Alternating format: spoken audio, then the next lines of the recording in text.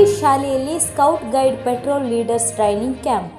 ಮಂಜೇಶ್ವರದ ಶ್ರೀಮದ್ ಅನಂತೇಶ್ವರ ದೇವಳದ ಶಾಲೆಯಲ್ಲಿ ಮಂಜೇಶ್ವರ ಉಪಜಿಲ್ಲಾ ವಿಭಾಗದ patrol leaders training camp October 18 ಶುಕ್ರವಾರದಂದು ಶಾಲಾ ಶತಮಾನೋತ್ಸವ ಸಮಿತಿಯ ಅಧ್ಯಕ್ಷ ಸುನಿಲ್ ಭಟ್ ಇವರ ಅಧ್ಯಕ್ಷತೆಯಲ್ಲಿ ಉದ್ಘಾಟನಾ ಸಮಾರಂಭ ಜರುಗಿತು.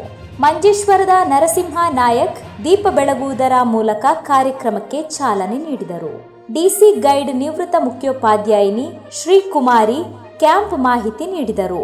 ವೇದಿಕೆಯಲ್ಲಿ ಶ್ರೀಮದ್ ಅನಂತೇಶ್ವರ ದೇವಳದ ಅಧ್ಯಕ್ಷ ಟಿ ಗಣಪತಿ ಪೈ, ಶಾಲಾ ಮ್ಯಾನೇಜರ್ ಪ್ರಶಾಂತ್ ಹೆಗ್ಡೆ, ಮಂಜೇಶ್ವರ ಪಂಚಾಯತ್ ಅಧ್ಯಕ್ಷೆ Jean Lavina Monteiro, SAT higher secondary ಶಾಲೆಯ ಪ್ರಾಂಶುಪಾಲೆ ಸುಮನಾ ಐಲ್, ಶಿಕ್ಷಕ ರಕ್ಷಕ ಸಂಘದ ಅಧ್ಯಕ್ಷ ಅಬ್ದುಲ್ ಬಶೀರ್, ಭಾರತ್ ಸ್ಕೌಟ್ಸ್ ಮತ್ತು ಗೈಡ್ ಮಂಜೇಶ್ವರದ ಲೋಕಲ್ ಅಸೋಸಿಯೇಷನ್ ಅಧ್ಯಕ್ಷ ಮಹಲಿಂಗ ಭಟ್ ಉಪಸ್ಥಿತರಿದ್ದರು.